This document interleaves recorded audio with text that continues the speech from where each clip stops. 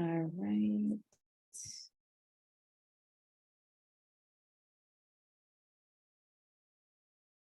All right. Hello, welcome. I know some people are still, it looks like, connecting to audio. Welcome, welcome, welcome. Whether this is your first time or if you are a repeat client, thank you for being here. So as you can see, today we are going to be going over session 2, which is grow your online presence. But we're going to get started in just a few minutes. While we're waiting to get started, if you wouldn't mind going ahead in the chat, please put your name, the name of your business, any kind of social handles or any type of contact information you would like to include in there. You could potentially have some clients on here, maybe some potential partnerships. So please go ahead and put that in the chat now. Thank you. All right. And then let me just double check. So if you could also take a second and just see what you are showing up as. Most people, your name is showing, which is great. We want to be able to know who we're talking to. But some people end up joining up as their phone number or some nickname. So please just take a second, see what you're listed as. If you notice that you are listed as a phone number or just some kind of iPhone, a guest, random number, please go ahead and make that change.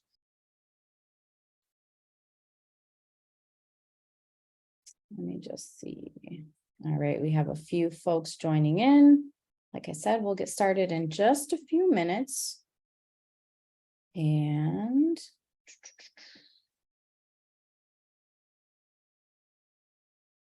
I see there is, well, hold on. There's one iPhone user. Is showing up as iPhone guest. If you could please change your name so we would know who we are talking to today.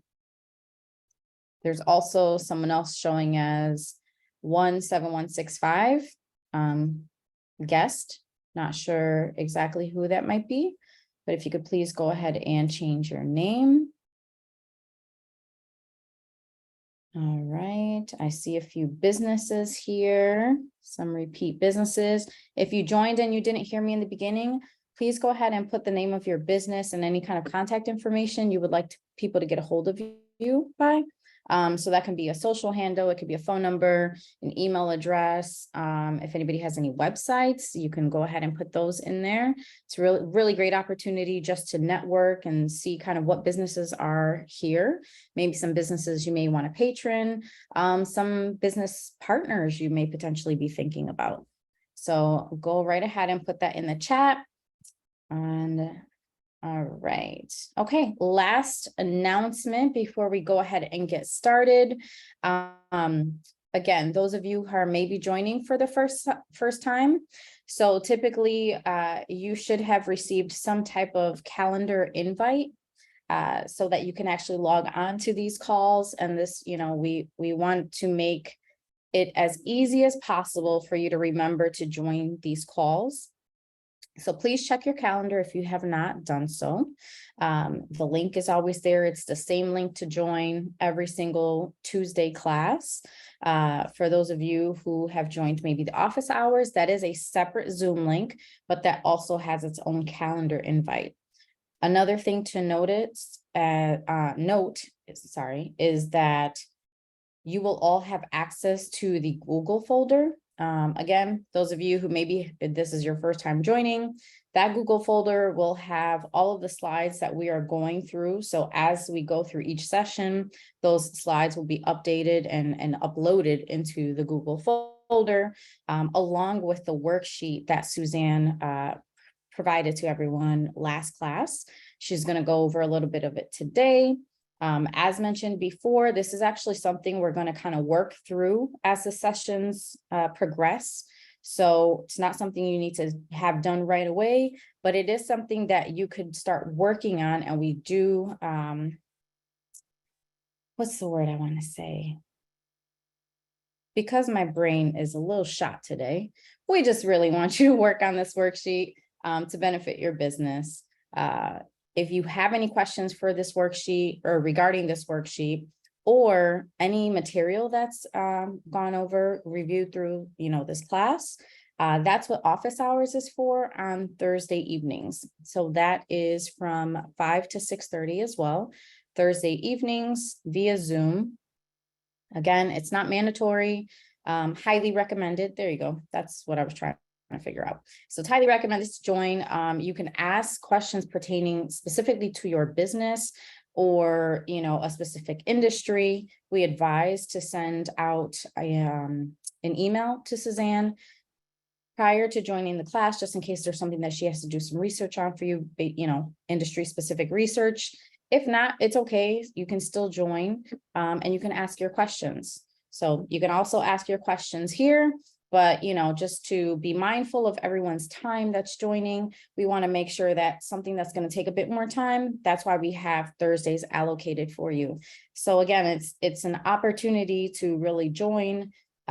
It's almost like mentorship, if you want to think about it. It is still free, so I would say take advantage of it as much as possible. Suzanne is a great resource to have, and if you have any questions, she is super helpful, so please take advantage of that.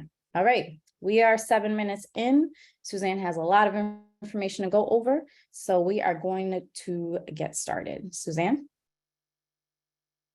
Hey guys, thanks so much for signing on. I'm glad that you're continuing to show up, and hope that you continue to build your marketing plan as we're going along with this class. So I wanted to start out with just wondering how many of you were able to locate the Build a Strong Visual Brand worksheet from last week. If you were able to locate it, if you can just type yes in the chat.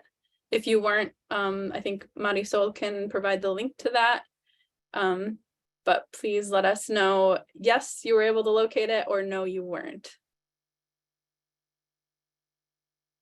And again, it's the worksheet that was provided after last class. Awesome, looks like most of you were able to.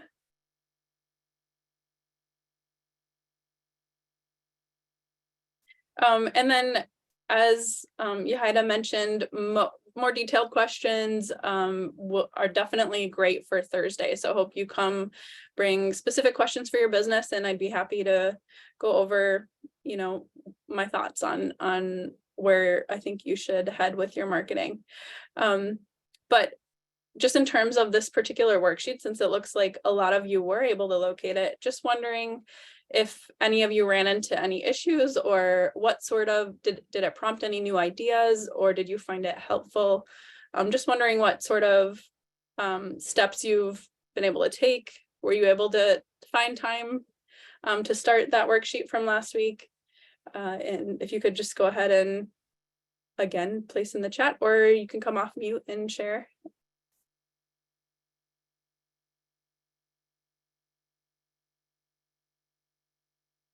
Quick note, also, there's a little hand feature under, where is it?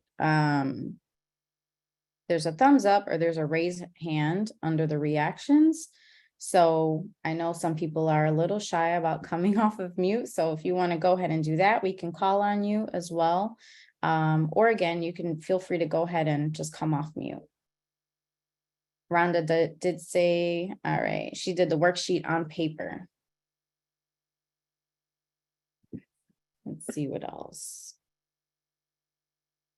Tatenda says working on implementing the strategies taught last week. That's awesome. Katie says super helpful worksheet, still working on it. Awesome. Thank you, and great job, taking action right away. I encourage you, there's going to be a worksheet for each week that I provide. So I encourage you to work on it as we're moving through. That way, I know for me, if I don't start on something right away, it definitely is harder to start on later. So I encourage you, if you want to really move your business forward in terms of marketing, you're doing the work by being at class. So go ahead and do the work with the worksheets. And I think it's practical steps that will move you forward.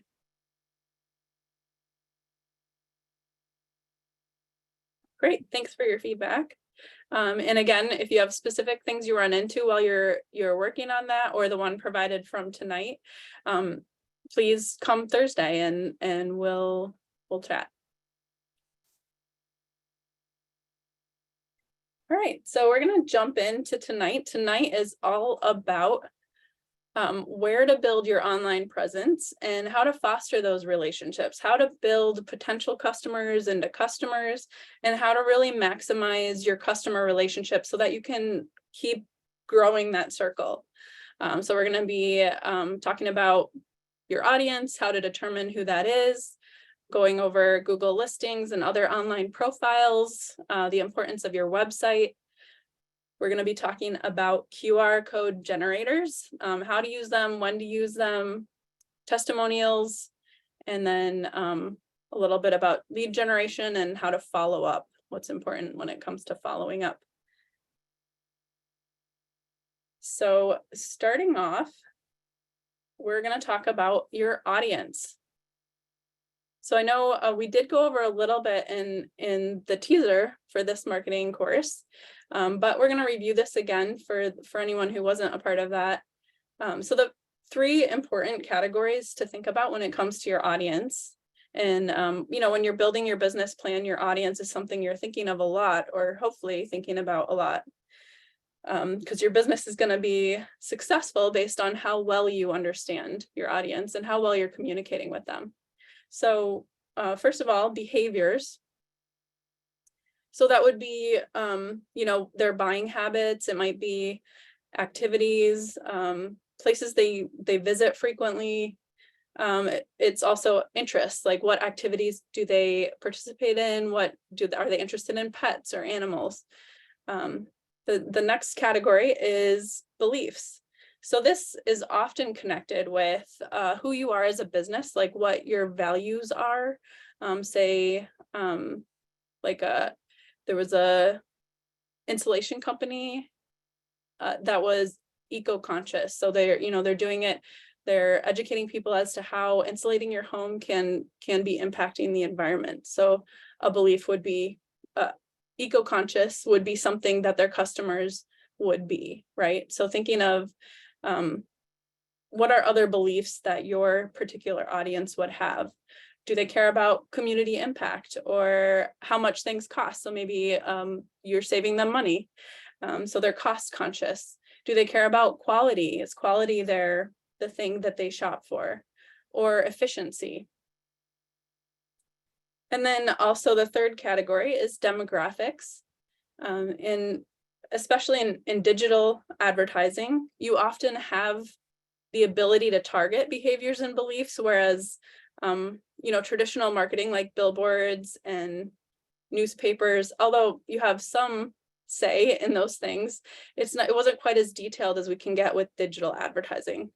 So to me, I think behaviors and beliefs are really should take more precedence than demographics, but demographics are still something that's important and helpful for you to know, you know, who your primary audience is. So demographics include age, geographic location,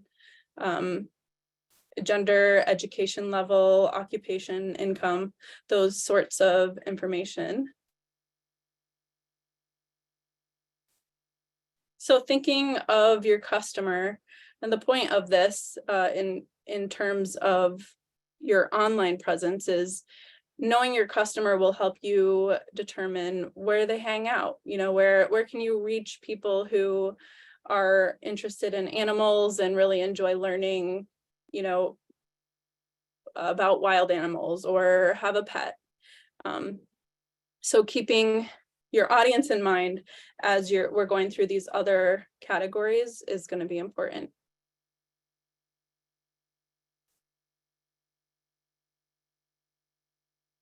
Okay, so something, you know, once you have those basic information filled out, something that can be helpful to build is a persona.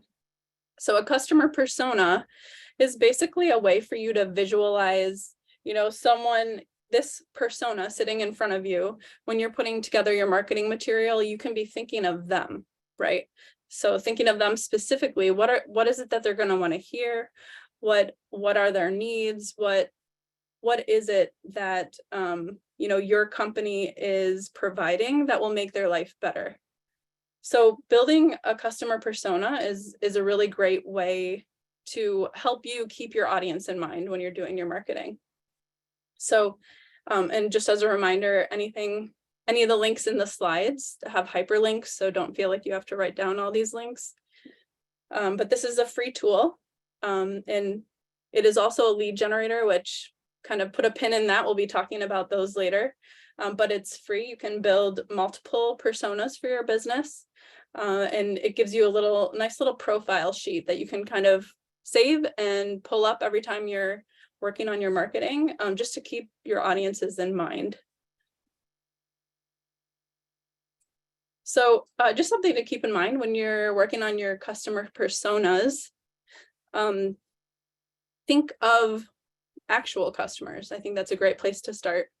Again, thinking of your average customer, but think of a specific one when you're building this audience. I found that something that's helpful. And a lot of times they'll look a lot like you.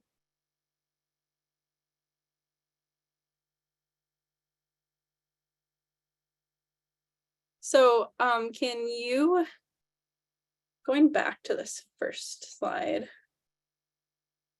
just thinking of behaviors and beliefs or demographics, share a behavior or belief of your target audience. Go ahead and put that in the chat.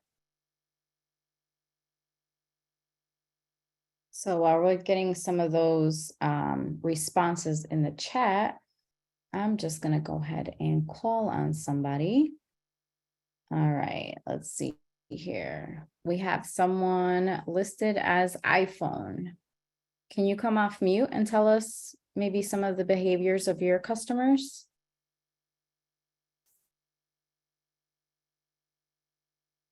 I lost you. All right.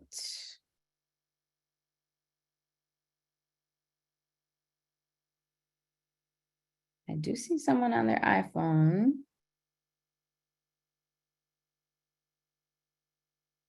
All right, we are going to have to come back to you.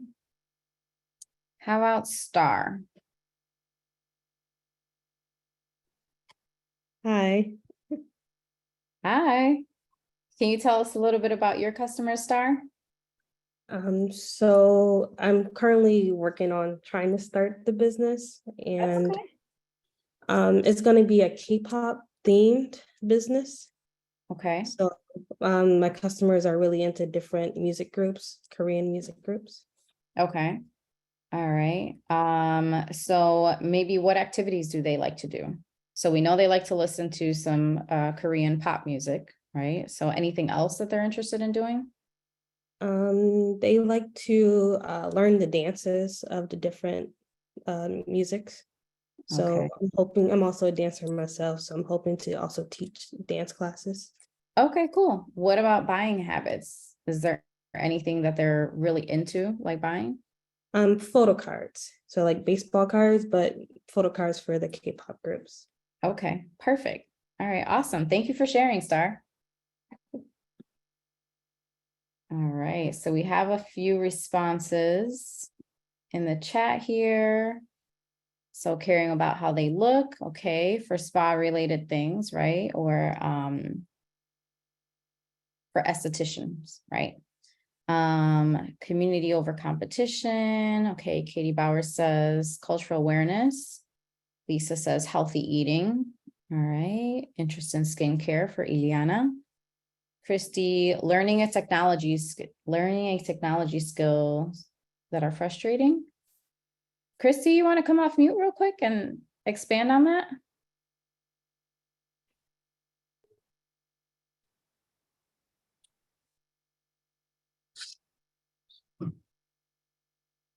Yeah, what it is that I teach technology courses, but I teach general skills. I don't teach big skills like how to use your iPhone. What do all these icons mean? What are all these icons on your computer? Very, very basic technology skills, because a lot of times people take classes and it's way over their heads because they don't know the basics. So my goal is to create courses and webinars and tutorials, things that they can take away with them. Okay, awesome. So what are some other activities that they tend to involve themselves with? A lot of times it's taking courses, or purchasing a package that will teach them certain skills. A lot of times the tutorials could be like an ebook. That's one thing that I'm gonna do is create some small ebooks, not overwhelming ebooks. So that's kind of the things that I'm looking at right now. Okay, awesome. All right, thank you for sharing, Christy. Yep. All right, thank you, everybody, for your replies. Go ahead, Suzanne. Thank you. It definitely sounds like you guys are on a great path in terms of really developing your audience. So moving back to the customer persona, just curious to see if you're currently using a persona, or maybe you've heard it like audience avatar or customer avatar, persona, personality. Like, have you built a profile or profiles that you're using with your marketing?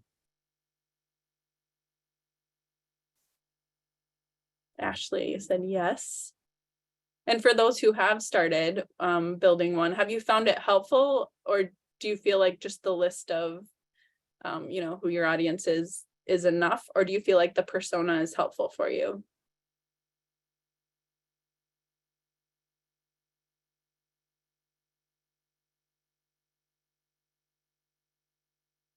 Ashley mentions it's really helpful to niche into your target market. Star says this can be helpful. Crystal mentioned she's done it before. She feels like she markets to herself, honestly. Ileana says, is this used when checking out customers or for your own use? That's a good question. Oh, the customer persona. Mm-hmm. So that would be right, it's internal, so it's a tool for you to use when you're marketing, and it would be like, actually next week is all about building content. And so your customer persona is going to be a great thing if you have a chance before next week to build one or two of these, to have it in mind. So literally you could just print it out and put it right next to you when you're working on your content. So thinking of, it's just like, when you're buying a gift for a friend, if you have that friend in mind, picturing them, picturing what they like, you're going to know what to buy them, right? So it's just helping you clarify who you're talking to and what they want to hear.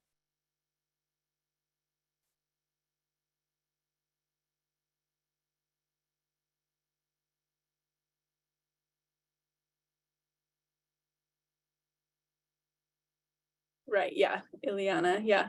So right, it's not a specific, I had mentioned, think of a specific customer in mind, because I had a hard time picturing how to do this, or like where to start when it came to building customer personas for my business. But if you are having trouble, think of, one of your customers and just put those things about them down. It's not just a profile for them, but it's you're generalizing, this is my audience, but you want to make it more detailed so that you can have those specific things in mind, because those are going to be specific things that you want to speak to in your marketing. So you want to know what they're looking to accomplish, what are their pain points, and those are parts of your marketing and tools. It's just going to help you know which content you should be focusing on when you're thinking about your customers. Exactly, specific qualities. So a good way to think about it too is if we're saying Nike or maybe Under Armour, right? Like who are their typical customers? Is it just the person that occasionally takes a stroll in the park? Or is it like an athlete that is really serious about their routine, serious about exceeding their own goals? Then that's going to be more in line with the persona of who they're actually targeting their products towards, because people will then know, okay, these people know, like, this is essentially the budget to buy these products, right? And they're going to buy them because they, again, take their health, their workouts, their athleticism seriously. So that's, you know, kind of one way to think about what goes into a persona. And that just goes for everybody's industry. Yes, great. That was a helpful example. Thank you. So this is just something we'll touch on briefly, but if you're curious to see if you have a website right now or a Facebook or Instagram page that's built up a little bit that you've had for a little while, you can actually look at the demographics of your current audience. And so that can be a helpful tool. Maybe in your head it's one thing, but if you want to just see that the statistics are lining up with what you think it is, there are tools behind the scenes on Facebook, Instagram, and other social media sites. You do sometimes have to have a certain number of followers before you can get that information, but they'll show you gender and age. Specifically, this was from Facebook on the right. And then on the left, Google Analytics is another. If you have your own website, you can get that set up on your own website. And if you have questions about that, we could probably address that on Thursday versus tonight. But definitely should be something you have set up on your website, and they can provide age and gender and location that your followers are from, and how long people are staying on your site, which pages they're staying on. It's very useful information for you to know.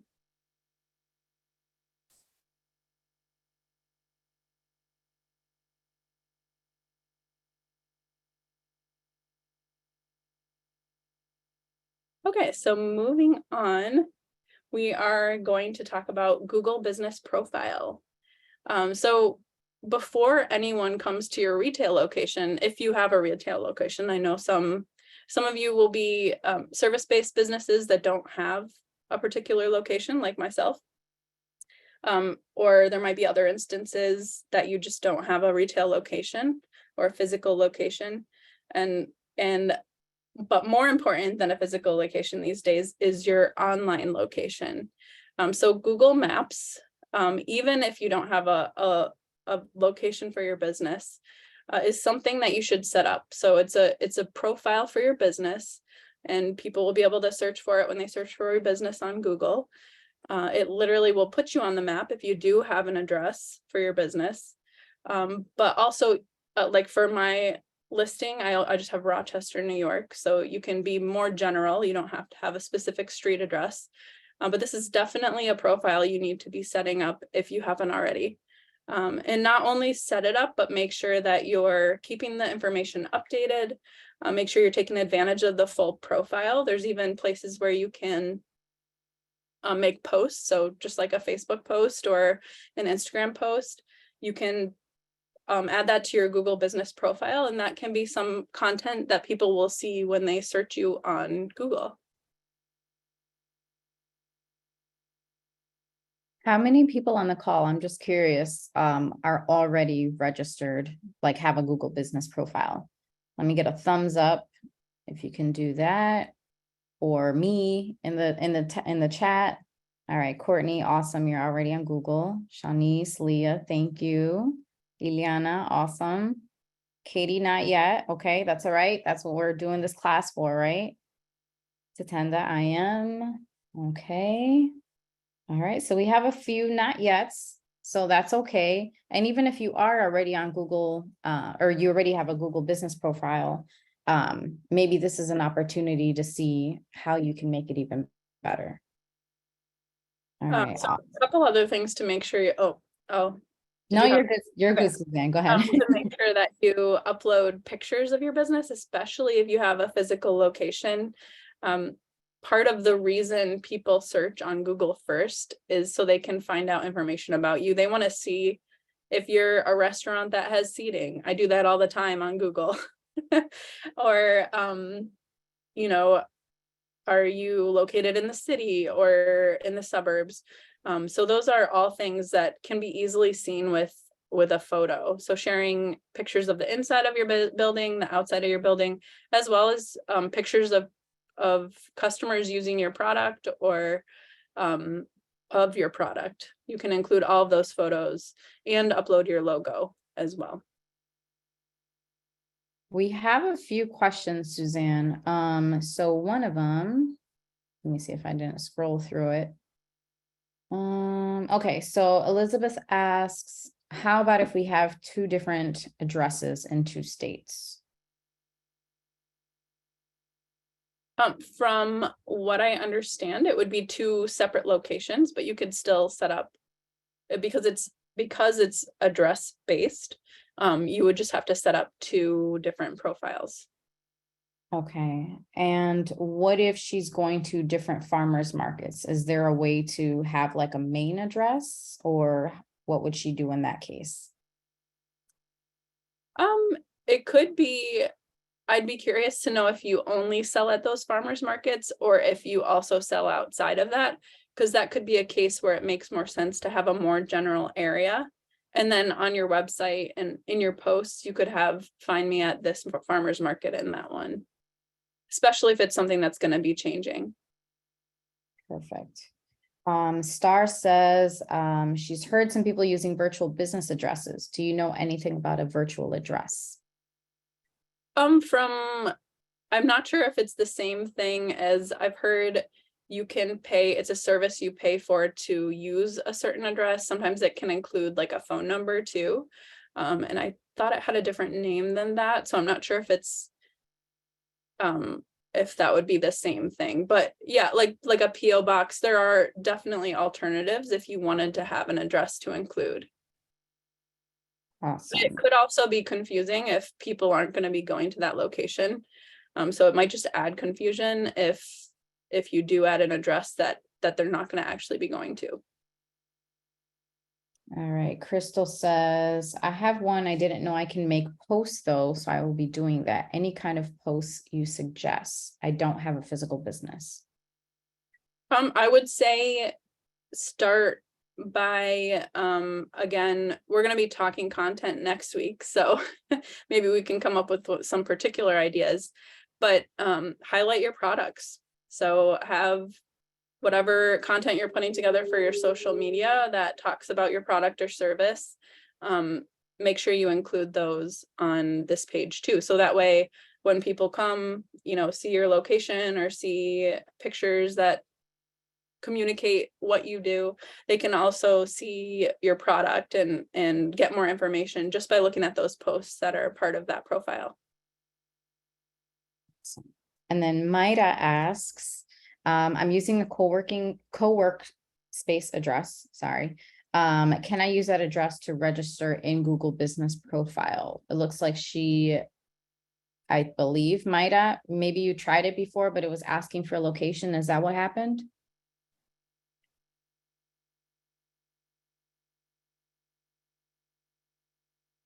Maida, you there? Yeah, so actually that's a good point. So in order to confirm validate, I think, your profile, they do have to confirm your location. So they have to confirm that you have access to it. So, and they're always changing what that looks like. It used to be like they mailed you a postcard and then you had to put the little code in that was on the postcard. Recently, I helped a business set up a profile, and it looked like I had to put together a little video that showed the surrounding area. It showed the business, the front of the business, and then also showed that I had permission to access it, like I was able to have the key and open the door, right? So again, that might not be what they're doing now, but they'll take you step by step through what's required. And I know it can get a little complicated when it's a shared space, but it's still possible because I've helped multiple businesses at a market set up accounts using the same address. Okay, awesome.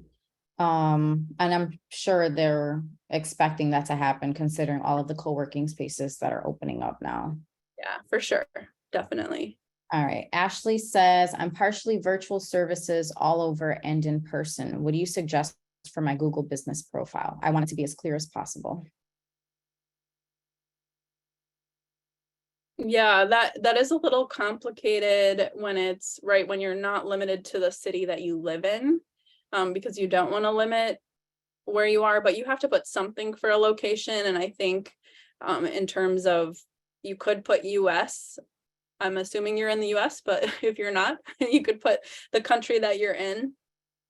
But I would recommend putting the city, because even if and this is not going to be the only place you're marketing, right? So this is just for setting up your Google business profile, and the primary purpose is to put a little pin on the map for your business.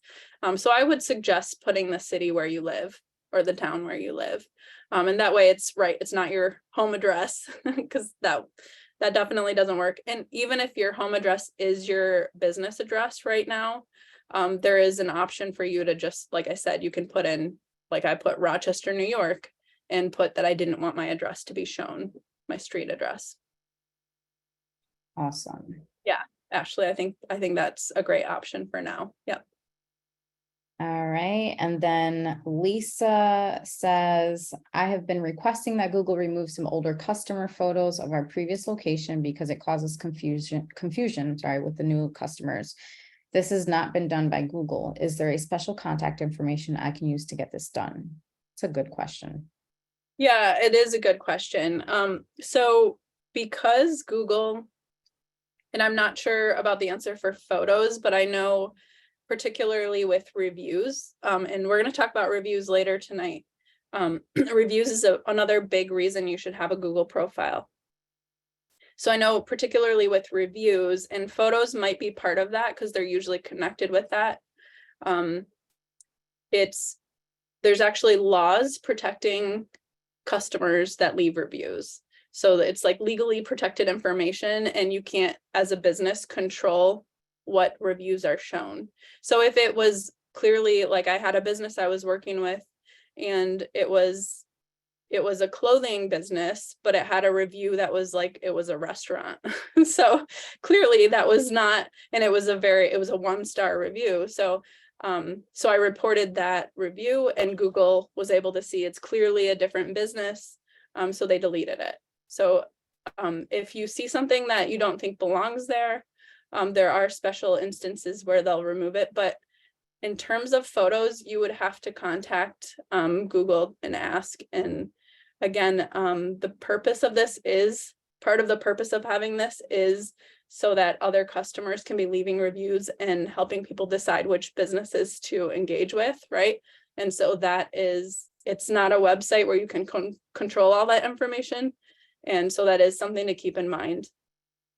And we're gonna, again, talk about that as well, actually. And it's a good reason to have your own website. So you have a place, real estate on the web, where you have full control over everything that's there.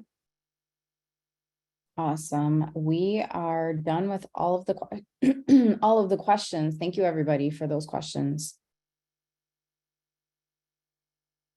Great. Yes, thank you. And I hope we persuaded anyone who doesn't have their profile to set one up. Also, if you're just in the beginning stages of your business and you haven't quite started yet, then it's not time to start setting that up yet. You want to wait until you're operating, right? Because you don't want to be getting potential customers coming in and not have services for them ready yet.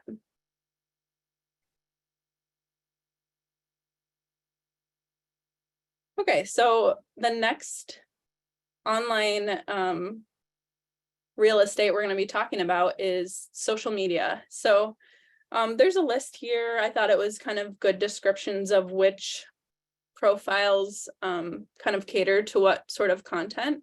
I recommend reading through it and seeing, again, thinking of those customer personas for your business, thinking, where is my customer going to be? And also, what profiles fit the personality of my business? You want to keep that in mind too. So thinking of those personas, find where they would be online, and it could be multiple. And I think we had mentioned this in another class, but don't feel like you should sign up for 8 of them, because you shouldn't. You should only be building profiles for ones that you're going to be able to keep up with. I would recommend just the ones you're more comfortable with, start with those, maybe even just one. You want to be able to post consistently and be confident that you're posting quality content and things that are useful for your customer. Something to definitely highlight when it comes to social platforms is paid advertising. So I'm sure most of you are on Facebook and you've seen the boost post options or the advertising options. I would recommend that you take advantage of these. Definitely don't just be throwing money out like without thinking about it first, but these are really affordable advertising options, especially for businesses starting right out. And as we talked about earlier, you're able to target based on behavior and based on you know, habits that your customers are doing. And it's a very detailed targeting for the cost. It's a great option. I would recommend start small, but spend consistently. So maybe think of a budget per month you could spend, and then just consistently do that. Something to also keep in mind is, especially with Facebook in particular these days, in order to be seen, even by the people who like your page, you will have to pay. So it's just something to be aware of. When you post something, not everyone is going to see it unless you're paying. And unfortunately, again, this is just the things that are outside of our control. These are, you know, separate businesses. They're not there for your bottom line. And just be aware of that. So when you're choosing a platform, just understanding how to play the game, and it's a game that's always changing, which can be challenging, but just so you're aware, I recommend taking advantage of the advertising options. There is a quick question in the chat, Suzanne. Nicole asks, I offer consulting services remotely anywhere in the US. There are so many things that need to be done as I build my business, example, website, sales, brochures, etc. When should social media happen or take priority over other tasks? I would say even before your own website, because it takes less time. They're free and it takes less time. So it takes less time and takes less money, and you could go and do it today. So I would say start there. A website, obviously, I think should be on your list, but it is going to take some time and it probably is going to take more money. So just having that could be something farther down the line, but at least get those profiles up. Even if you don't feel like you can commit to posting consistently yet, get your profile set up. Thank you. I definitely recommend having profiles set up or your website set up before you do the other material, because that you need something to direct people to, right? And if you're not providing the places that are going to work well for the calls to action, which we had talked about before, right? Even if you know your perfect audience, if you're not asking for the sale, you're not going to make sales. And so you're going to want a website, you're going to want online profiles where you can be asking for the sale. There are two more questions. Let's see. So Ashley asks, is there an area on Facebook that you check routinely to keep up with the constant upgrades and evolving of tech? It's a great question. I don't have one particular place, but they offer, I mean, they are constantly emailing, as well as if you are looking for tutorials, they're always coming up with new things. So I would say just check to see what Facebook particularly is sharing. I would recommend going through them versus other blogs, because those might be more outdated. But if you go through Facebook, you know, it's going to be the most updated information. Okay, awesome. And then let's see. Patricia asks, why does Facebook and other platforms not recognize Canva? Patricia, did you want to come off mute and maybe expand on that question, please?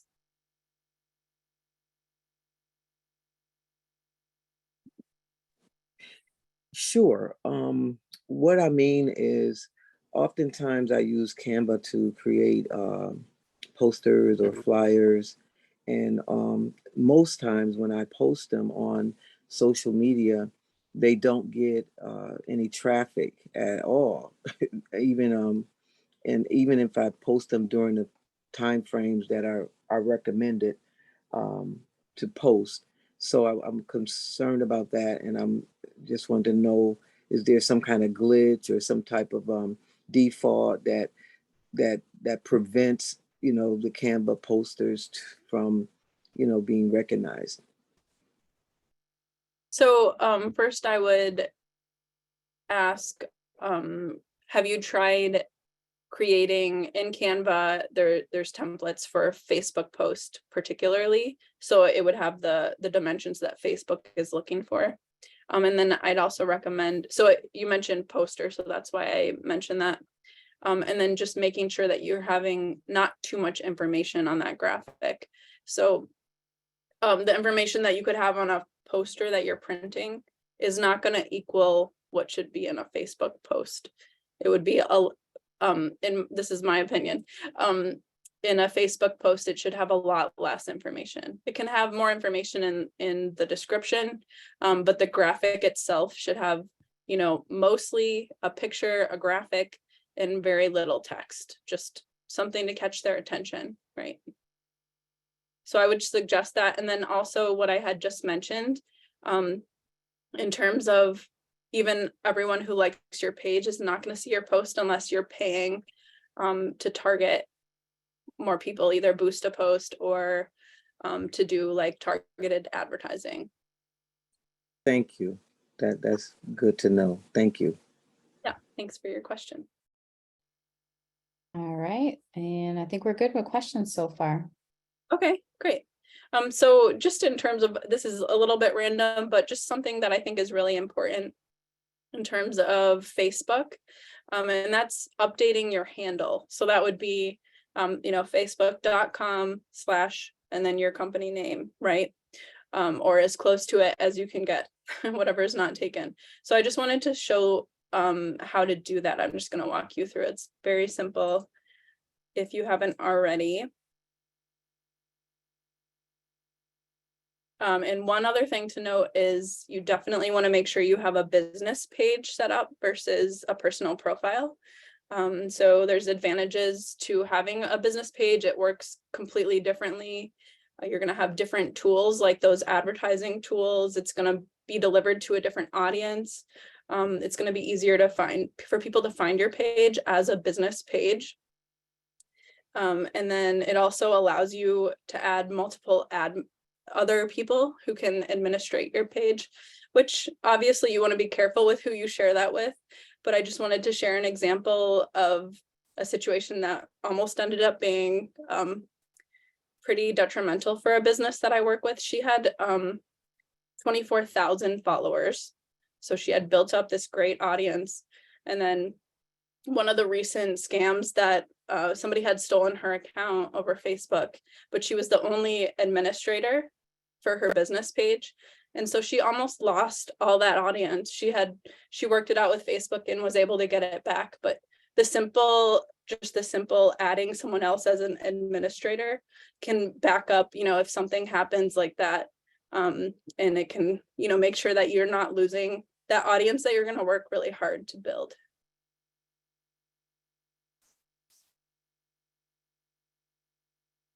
So when you're on your business page profile, you would just go to settings and then username. And then all you have to do is edit it here. Obviously, just like when you set up your account originally, if the name's already taken, you won't be able to save that. You'll have to come up with a name if your business name has been taken. Be creative and find a name that works well and is pretty clear and that people will be able to find pretty easily. Any questions about those little details on Facebook business page or changing the handle on your Facebook page? So Ashley asks, does the backup need to be a Facebook user or does it allow for email? They have to have an email or a Facebook account as well. Okay. And then there's another question. So someone is asking about LinkedIn. So it looks like they were under the impression that LinkedIn was just for a profile, not marketing. Could you maybe go into that just a little bit more for those who aren't familiar with LinkedIn?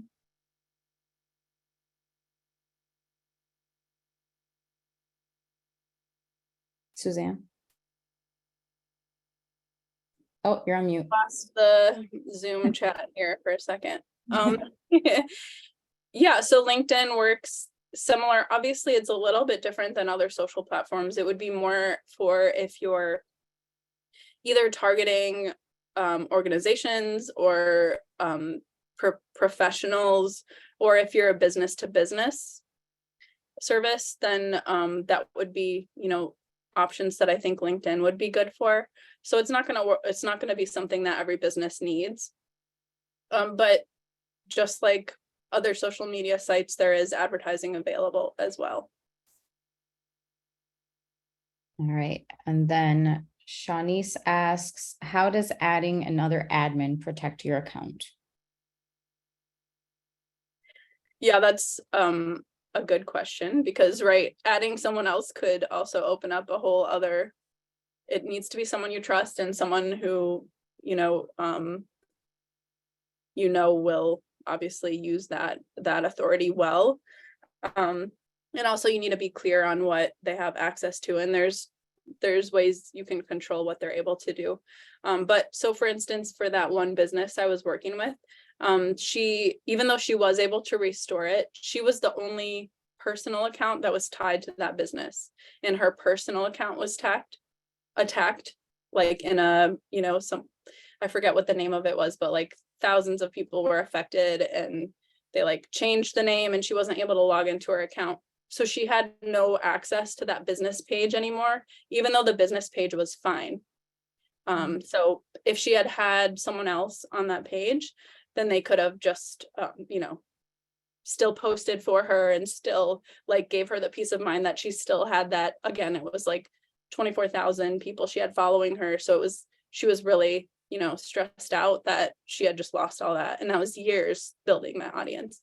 So obviously, like, you don't want to be paranoid about everything that could go wrong, but that's something simple that I think you could just make sure that when you're setting it up, if there's someone that makes sense to add, then add somebody else, just so if something goes wrong. Again, like social media, there's just a realm of things that are out of your control, and one of those is, when random things like that happen.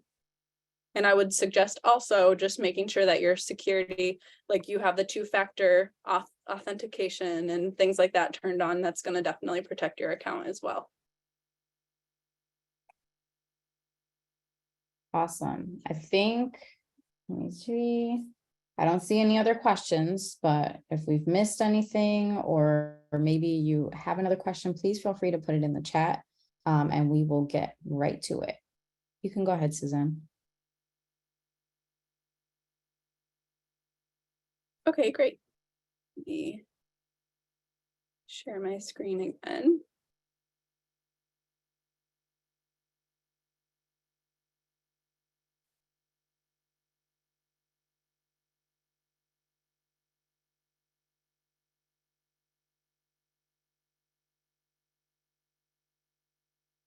Okay, so the last online real estate that we're going to be talking about today is your website. And again, as I had mentioned earlier, I think social media profiles and your Google profile are something that are really accessible for everyone. They don't take a lot of time, they don't take a lot of money, so you can set them up as soon as your business is ready to get up and going. But a website should definitely be a goal to build. And again, it's because you own and control the content. And then when you're thinking about your website, make sure that it showcases what you sell, how it can impact the life of your customer, and how to purchase. Those are the three things that you should definitely have right on your landing page, right on the page that people are going to see when they go to your website. So just go ahead and put in the chat if you have a website currently. And if you don't, go ahead and share what is stopping you from building one. What's if you have a challenge.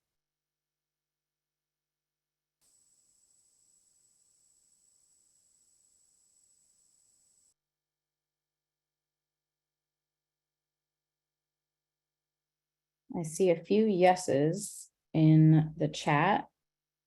Christie's is in process. Lisa has one, kkbakeshop.com. All right, Star says she doesn't have one. She's unsure of what website engines to use. Rhonda does not have one. Miriam says yes, but inactive. Nicole still working for old company and can't put mine up because of non-compete. Oof, that's a tough situation, Nicole. Tatenda had one, but having the new site being built. Okay. Rhonda, I'm not sure how to do it. Okay, so we have a few responses here. I'd suggest if you have, if you want specific direction, come on Thursday and maybe it can provide some directions that you could check out. For those of you who are joining new and weren't here last class, again, Thursday is from 5 to 6:30 p.m. It's also on Zoom. There is a separate Zoom link for you to use to join Thursday's open office hours. And you should have a calendar invite with that as well. If you do not see it, please feel free to just put it in the chat or send myself or Marisol an email. I'll go ahead and put my email address in here. Marisol will go ahead and put hers. Here's mine. Oh, I put it not to the whole class. Hold on one second. Sorry. There we go. So if you're having any trouble locating the link, please just let us know. But as Suzanne said, it's really a good opportunity for you to go in there. You don't have to stay the entire time. You can essentially just pop in, ask your question, get your question answered and leave. Or if you want to stay on the call and just kind of hear what else is happening throughout the call, maybe other business owners are having maybe similar situations as you, or maybe they're having something that it would be good for you to stay on the call just in case that ever happens to you. So it's a really good opportunity to get those questions answered and really specific to your industry. So go ahead, take advantage of that, please. Ashley asks, oh, hold on one second. I'll leave it up here. Okay. Ashley asks, Suzanne, are you familiar with Wix? I will be joining on Thursday to ask a question. I haven't used that particular platform specifically, but feel free definitely to sign on and we can see if I can find anything that's helpful. And Ashley, if there's anything in particular thinking about, go ahead and email Suzanne. Yep. And she can definitely do some research on that. All right. Awesome. Maida went last Thursday. She says it was very helpful. Definitely take advantage of the office hours. Thank you, Maida. All right. Okay. And Suzanne just put her email in there. So again, any of you who want to join Thursday's office hours that has a question that you already have in mind that you would like to have answered, go ahead and send Suzanne, there we go, an email, just in case, if she needs to do any kind of industry specific research. All right. Okay, I think that's good with the responses. I don't know if you wanted to address any of those, Suzanne. I think we're gonna run out of time in terms of content. So like I said, if you would like more feedback in terms of questions for website, it's definitely a big area that has a lot of, it takes a lot of work, but there are a lot of options that are good even for, people who don't know anything about web developing. So please bring them on Thursday. Emailing me ahead of time, particularly website questions, might be helpful just so I can make sure I have something useful for you. So we're gonna jump forward to getting new leads, and also, again, using your current audience to get some more leads, right? So thinking how we buy products these days. I mean, I almost always check out reviews, whether it's a website or a product. Reviews are something that we go to and make buying decisions based off of. So reviews are very important for your business. So if you're not asking happy customers for reviews, you're definitely going to hear from the unhappy customers. And then you're definitely going to have, a rating online that's not going to match up with who you are. So that's definitely why it's important. So I would recommend setting up a process for asking customers who love you to provide a review. So you don't want to just send your whole mailing list a link to put a review, because Google will flag that sort of thing. It's just to prevent, bots and things like that. So it should be part of your sales process. So after you do business with someone, if it was a really positive experience, they really loved it, then reach out and ask for a review. Once you get your Google profile set up, or if you already have it set up, right in there's a specific place you can find. I have a little screenshot here, a little place where you can find a link that you can send, and it will take them right to where they leave a review. So I'd recommend make it easy for people to leave you a review. I know I only leave reviews when it's easy. Time is limited for everyone. And if you're asking them to do something like leave you a review, you want to make sure that you're making it as easy as possible. So another example is Amazon is great at always sending out every single time you buy something, can you rate this product? They know what you bought, and you can just literally click on the star and have your rating added. There is a quick question in the chat. Crystal asks, is there a way to plug Google reviews into my website? I have reviews on Google, but need to get them on my website. That might be a Thursday question, but Suzanne? Yeah, just quickly, yes, there would be a way to feed them there. I would recommend not feeding them because, again, like say someone comes who's unhappy, there's always going to be unhappy customers eventually because, there's people outside your target audience. So even if, hopefully most of them are great ones, and I'm sure they will be, you don't want it to automatically feed without you knowing what's there. And then also, I would recommend not having a million of them. So just maybe going through them and picking out, specifically what ones really show a transformation or like what impact your product had. I would look for those sorts of reviews and definitely add them to your website. Awesome, thank you.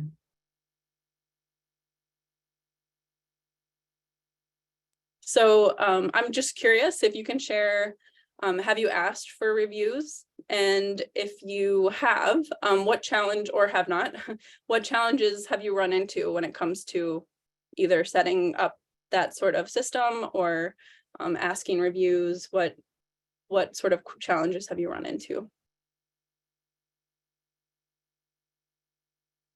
All right, well, we're waiting to see some of these responses. Anybody interested in maybe coming off mute quickly to provide their experience? You can go ahead and raise your hand if you'd like, and I can go ahead and unmute you. In the meantime, and in between time, Ileana says, yes, it's nerve-wracking to ask for reviews at first. Shani says, yes, I don't have anything set up to get the review at that time. All right, anybody else? We have over 40 people on today's call. I'm sure we have some other folks here. Let's see, Shay, yes. All right, yes, and I usually don't get them because they never know what to write or want to sound smart. Okay. Crystal, I've asked for reviews. I provide provide a direct link to Google via text or social, but I feel like I need to streamline the process for people after the purchase. like Amazon does. Okay. Lisa, I've never asked for reviews outside of my Square point of sale system, and they are only visible by me. Tatenda, I have 2 Google reviews, LinkedIn, and have a link for another platform. Okay.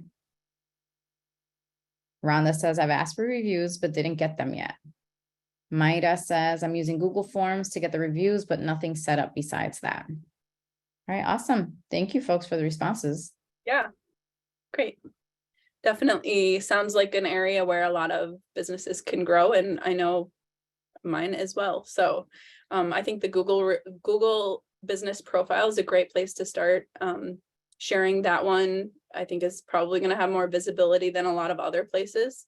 And we'll talk about this more next week, but Google reviews are already public domain, so they're great content for your advertising. You know, customers are talking about your product, and so it's a great way to sell your product or service.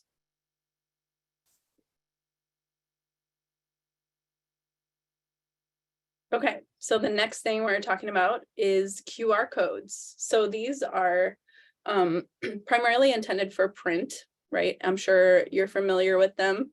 A world with COVID kind of brought them back around. They've been around for a while, but weren't really highly used. But I think now everyone, even, you know, all generations, all industries know what a QR code is. And if you don't, that's okay. It's basically a code that you scan with your phone's camera, and it takes you directly to a link. So this is, again, marketing is all about getting your message out there and tearing down the barriers between your customer making that purchase and seeing how you can, you know, make that process easier for them. So again, this is primarily for printed material, so that a customer could scan a code and end up on your website. An example would be, it could be a link to your Google review page. So maybe you print little business cards, which actually is a project on this week's worksheet, to make a little 5-star review card. So after you do business with a customer, you know they loved you, hand them this card that says, please leave us a 5-star review, with a code that goes right to your Google business review link. Another example would be a link to your lead generator, which we're going to talk about in a little while. If we have time, I'll move it to another week if we need to. Or a link to your Facebook or Instagram page. Again, whatever you're taking customers to using the QR code, you want to make sure that it has a call to action on it. So there's definitely paid options, as with most things with QR codes. I know personally I paid for it when I didn't really need to. So understanding, you know, paid versus free. There's free options in Canva and QRmonkey.com, but there's also, you know, within QR Monkey, you can also pay for things. So if you need to track them, or if you need to be able to change the link that you're sending people to, those are services that you'll probably have to pay for. But if it's just you're linking them to your website and your URL is not going to change, that is most instances where you need a QR code. You can just use the free option. And I can, again, if you have specific questions on QR codes, bring them on Thursday.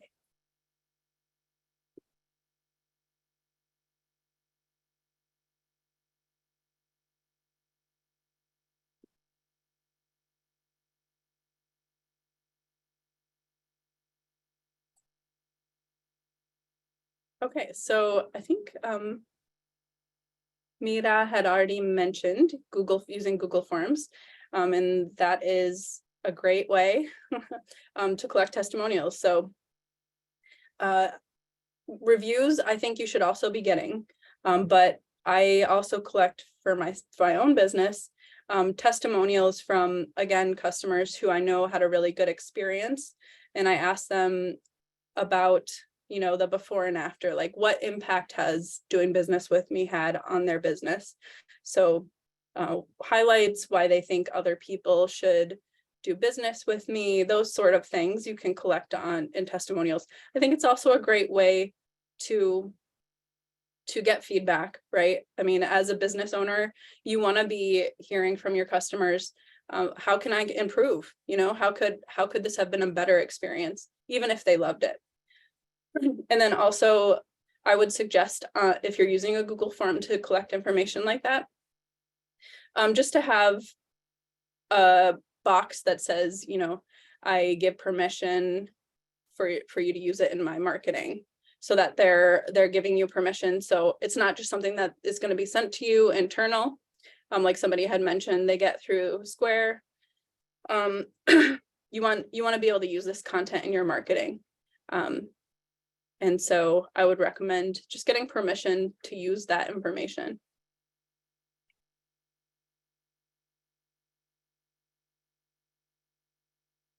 So any questions, any ideas on how you could start asking for testimonials? And I know it's a little bit confusing, like who will I ask for a review? Who will I ask for a testimonial? But I think it's really just a matter of, you know, trying something and seeing what works for you. I know I've asked sometimes people to do both, and it's less likely, again, you want it to be really easy, but it's less likely they're going to do it if you ask them two things.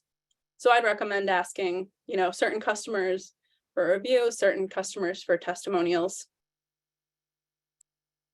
Someone did ask in terms of getting permission, is this something that can be verbal or does it need to be in writing? I mean, I'm not a lawyer, but I'd recommend, I especially if you're collecting it through Google Forms, or even if you're collecting a testimonial verbally, I always recommend type it up, email it to them, and have them be like, does this sound okay? Can I use this? You know, so that way you just have a record of it. And it's also something just in terms of memory that you have it on file. I think that's a great way to do it. And that way, even if, you know, they told you that they had a great experience, you can kind of summarize it for them. And it's be like, is this okay? I know it's not exactly what you said, but this captures, you know, what you shared with me. So would this be okay to share on your behalf? Awesome. I mean, my thought on getting testimonials, I would say you know, so business owners, like if you have a client that you just had an amazing time with, whether it was, I guess this is for a more extended period of a buying process, right? Versus just like someone comes in, buys your product and leaves your store maybe, or maybe they, you know, came in and it was just like a great person to talk to. I would say those are probably the people that you should reach out to for testimonials, because more than likely, if you had an amazing time with that person, they probably had the same amount of an amazing time as you did. So more than likely, you're going to get a good testimonial from them. And I would recommend, that's a great thought, and also do it right away. Like the more fresh it is in their mind, the more fresh that great experience is, the more, you know, they're going to easily come up with information to share with you. Shawnee says, is offering an incentive for a review something you've done or seen? It's a good question. So it's actually, and I just recently learned this, and I am not going to remember the law it's attached to, but that's actually called endorsement versus review. So you cannot legally, you cannot pay for reviews. It's an endorsement, right? It's something different, which is great. Those are great as well, but you have to disclose that it's an endorsement. And that's true of if you're giving products away, that's also considered compensation. So yeah, great question though. Yeah, good things to know. All right, I don't see anything else in the chat, so I think we are good to continue. Okay, so next we're talking about lead generators. So you want to actively be finding multiple streams to be gathering a new audience to talk to, right? New people in that target audience, that you're warming them up to finally take that step and make the sale. So a lead generator is something that contains content that's interesting and valuable to your customer. in exchange for them to give you either their email or their phone, a way to contact them and stay in touch with them. So that requires building something that contains content of value. That also the things you also have to think about are, how are you going to follow up with them? The whole point of having a lead generator would be the follow-up, and the follow-up should be actually, we're going to be talking about that next in terms of specifically what the content should include in follow-up. But examples of this would be, actually, we've had a couple live examples tonight, or one live example was the customer avatar link that I shared. Excuse me, that is a lead generator. So if you set one of those up, and if you save it or if you download it, you'll be prompted to enter your just basic information like name, email, and business name.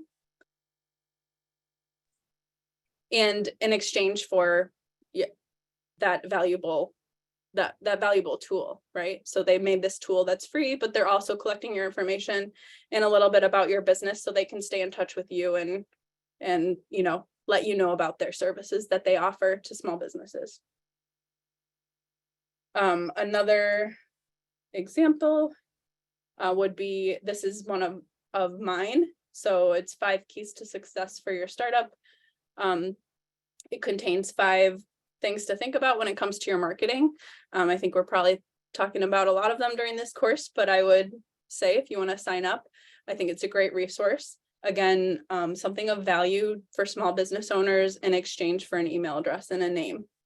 So those are 2 examples, but it could also be free tips, maybe a webinar, like a live webinar, a quiz, maybe a 30-day challenge, a newsletter, or a particular discount.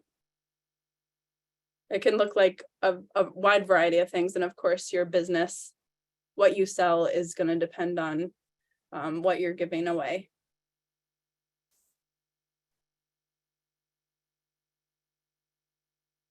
So any ideas on what a good lead generator would be for your business?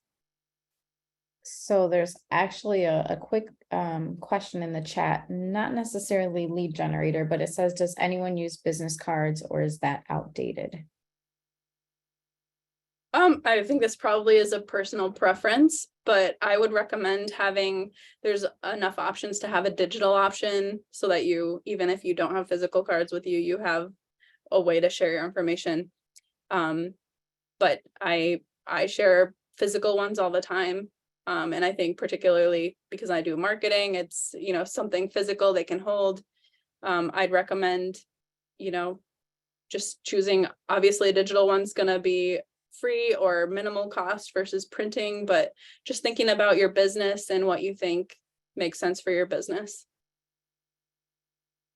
They're relatively inexpensive, though, I would say.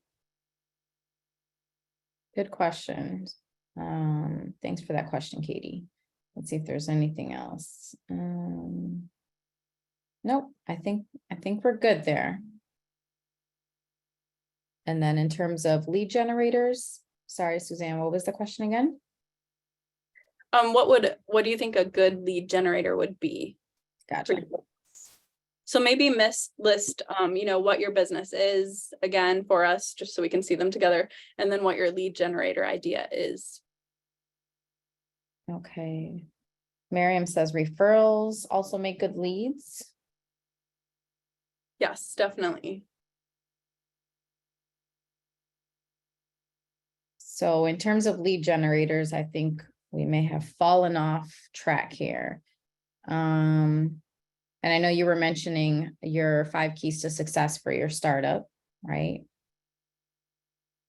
Yep. So again, this is going to be something that you set up probably on your website where they can exchange their email. So they would enter their email and they would get a free download, something like that. So you're giving them something a little bit bigger than a social media post, because that should always be valuable and interesting to them. But something a little bit more. So maybe a worksheet, or maybe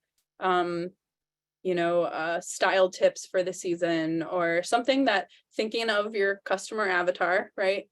What is something that that would get them one step closer to doing business with you, and establish you as an expert in that field? What sort of content do you think that would be?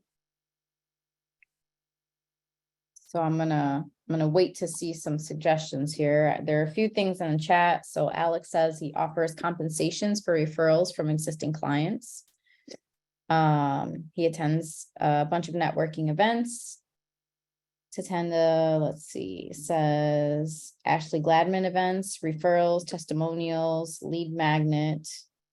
I guess one thing to think of, especially for anyone that has products, think of any time you go on to, so for Ileana, esthetician, right? If you go to Ulta, maybe you have a 5% discount, as you're shopping, right? So, and the way you get that is to put in your email address. I know everyone on here has purchased something online at some point. So that's usually a good way to get people on your email list. You just give them a little bit of a discount. They can go shopping, and then they can, purchase whatever it is they want, come back. Now you have them in the system. You can send them out maybe some newsletters anytime new products are coming out, that you already know that they're interested because they already signed up before for that. Let me see if there's anything else. Maida says, for lead generators, which channel is better, website or social media? I'd recommend website.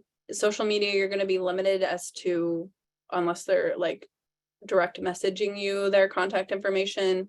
It's not going to be as clean of an exchange. If you have a website, you'll be able to set up automated systems where they can plug in an email and it automatically sends it out without you thinking about it every time, right? And those sort of things would be a little bit harder from social media, but you should definitely share it in all of those channels as well. Awesome. All right. And so there's also some suggestions here in terms of getting reviews. So Ileana says in her space, they offer free hand treatment in exchange for a review. So would that be considered an endorsement? Again, it's something I learned recently, so I would think it's probably on the line there. So you would just want to be careful with that. Maybe consult your attorney. But I'm not sure about that in terms of if that, right, it should probably be viewed more as an endorsement. Gotcha. Okay, I think that's it for now, Suzanne. Great. All right, and we're getting close to time, so we'll move right along. So once you are collecting those emails, again, you want to make sure that you're really respectful of that information. You want to show people that you're not just going to send them a bunch of spam, but that each email that you send them is something that is intentional and something that is showing that you know what things they're looking for, what pain points they have, and how your product can solve those. So each contact after that initial one should always have your main call to action. So I would recommend setting an automatic sequence of emails for a few months, maybe. So maybe once a week or once every other week, just to stay in touch. So content of those would be, and we're gonna have to be really brief here, but if you have specific questions, bring them Thursday. I'd recommend, talking about your product, talking about potential fears they might have of doing business with you, and talking about why they don't need to be afraid of those things. You want to set expectations ahead of time that you're adding them to an email. You want to tell your brand story, so tell them more about your business. So maybe they don't know all about your products or all about your different product lines. So provide other information about your business so they can get to know you more too. It's kind of like, think of it as, getting to know a new friend, that sort of relationship. So you're trying to get them to take a deeper commitment with you, right, to make a purchase. And in order to do that, you need to give them a little bit more information. So another thing to think of is in one of the first emails, just to provide instructions on how to add you to an approved senders list, your email address, so that you don't end up in spam. Because you want to make sure that all those emails that you're putting a lot of work into don't just end up not being read. So I think that brings us to the end of tonight's content. And I know we don't have a lot of time for questions, but again, the Thursday open office hours are intended for you to bring questions. And again, you can come throughout the night. You don't have to come right at 5 if you can't sign on till later. And you can hop in and out and bring your questions. All right, awesome. Thank you, Suzanne. Let's go ahead and give Suzanne a round of applause, some snaps, whatever floats your boat. Thank you for all the information provided today, Suzanne. We have just a few minutes, so if anyone has any questions, please feel free to put them in the chat. Again, as Suzanne mentioned, Canva, yes, so this recording will be available not by tonight, but by tomorrow. It'll be up in the folder. So here's some emails. There's my email, there's Marisol's email as well. If for some reason you cannot find the link to join Thursday office hours, again, not mandatory, highly recommended though, because a lot of the questions everyone was asking, you could get into more detail in Thursday sessions. So go ahead and make sure that you join that. Let me see what else. Google folder. Everyone has access to the Google folder. That is where you're going to find the link for the recorded sessions. You're also going to find the slides and the worksheet that Suzanne provided last week. So start working on that if you have not started working on that worksheet yet. It's just a really good tool for you to use within your business.